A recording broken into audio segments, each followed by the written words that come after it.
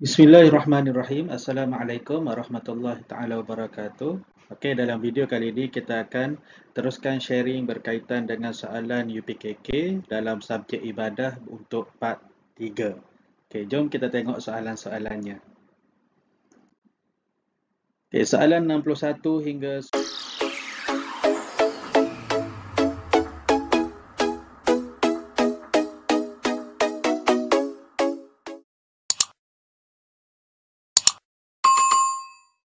soalan 65.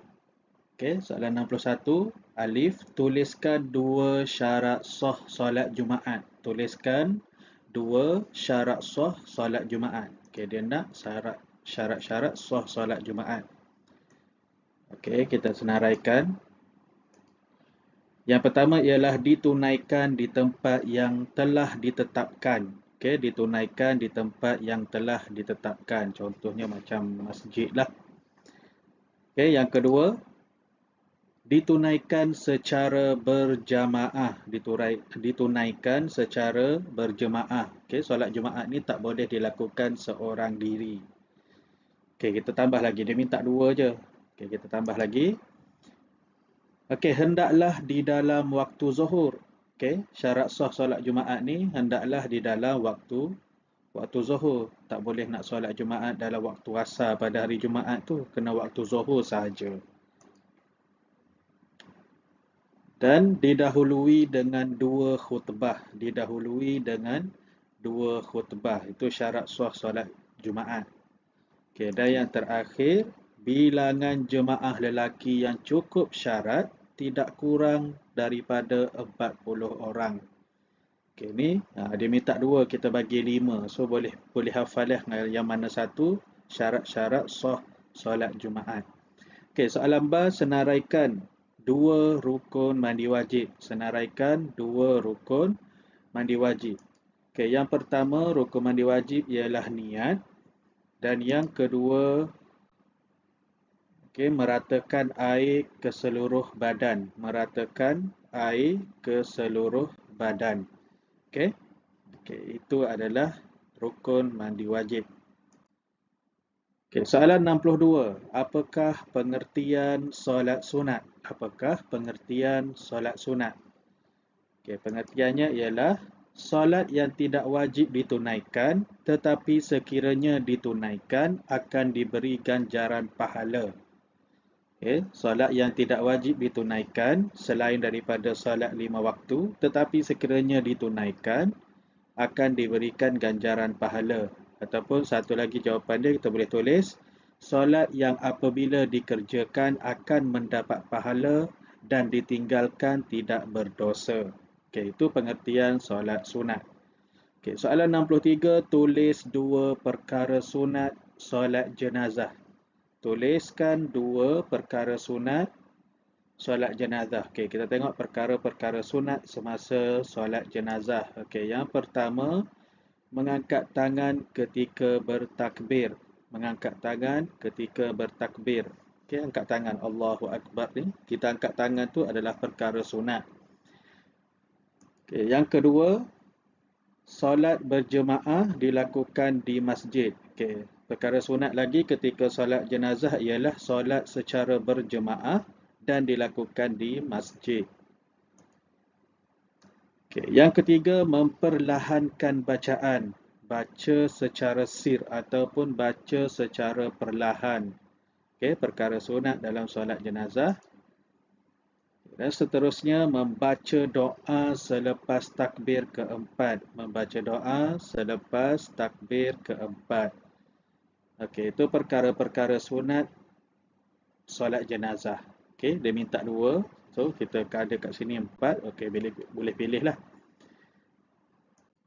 Okey, seterusnya, tentukan jenis solat jamak berdasarkan situasi di bawah. Tentukan jenis solat jamak berdasarkan situasi di bawah. Okey, ni dia suruh tentukan jenis solat jamak. Solat jamak ni ada dua je. Okey, solat jamak takhir ataupun solat jamak takdim. Okey, situasi 1, Ahmad menunaikan solat asar dalam waktu zuhur. Ahmad menunaikan solat asar dalam waktu zuhur. Okey, jawapannya ialah solat jamak takdim. Sebab apa? Dia solat asar dalam waktu zuhur. Dalam kehidupan kita seharian ni, zuhur dulu, baru asar. Tapi dah ambil solat asar, solat sekali dalam waktu zuhur. Itu adalah solat jamak takdim. Ali menunaikan solat zuhur dalam waktu asar. Ali pula menunaikan solat zuhur dalam waktu asar.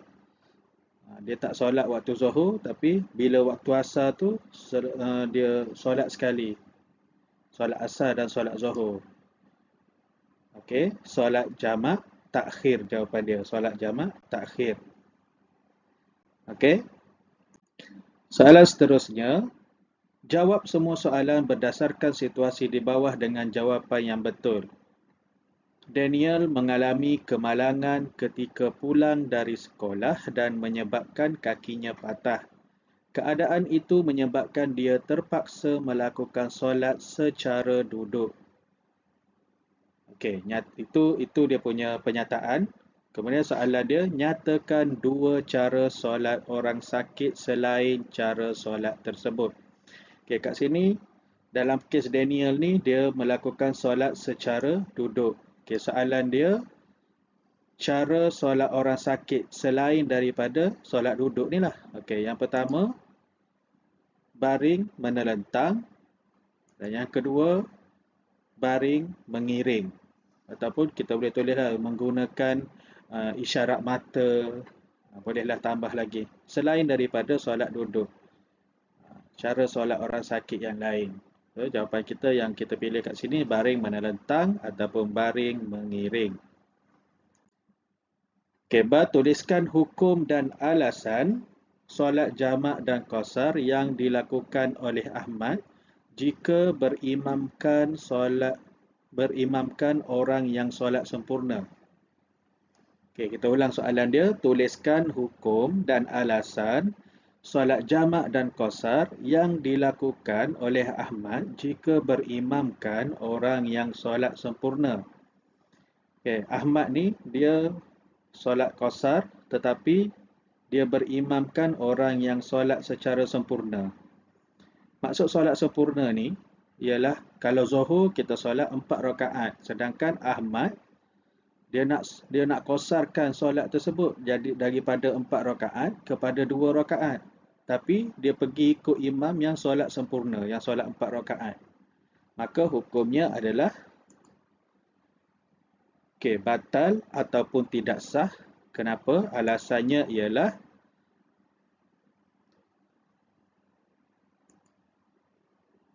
solat jamak dan qasar tidak boleh berimamkan orang yang solat sempurna. Solat jamak dan qasar tidak boleh berimamkan orang yang solat sempurna. Seterusnya, apakah lafaz tambahan yang perlu diucapkan oleh Ahmad ketika melaungkan azan solat subuh? Apakah lafaz tambahan yang perlu diucapkan oleh Ahmad ketika melaungkan azan solat subuh? Jawapannya adalah as-salatu khairum minan naum. As-salatu khairum minan naum. Itu lafaz tambahan ketika azan bagi solat subuh. Dal, apakah hukum menunaikan solat fardu kepada orang yang tidak berpuasa di bulan Ramadan dengan sengaja? Apakah hukum menunaikan solat fardu kepada orang yang tidak berpuasa di bulan Ramadan dengan sengaja? Dia tanya apa hukum untuk solat bagi orang yang tak puasa pada bulan Ramadan? Jawapannya adalah wajib. Ketetapan solat itu masih wajib walaupun dia tak puasa, tapi solat masih hukumnya wajib. Dan soalan kelima, Fatimah melakukan tayamum dengan mendahulukan tangan kiri daripada tangan kanan. Tuliskan hukum dan alasan tayamum yang dilakukan oleh Fatimah. Fatimah ni dia bertayamum tapi dia sapu tangan kiri dulu, baru sapu tangan kanan.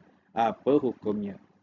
Okey, hukumnya ialah sah ataupun diterima ataupun boleh, tak ada masalah.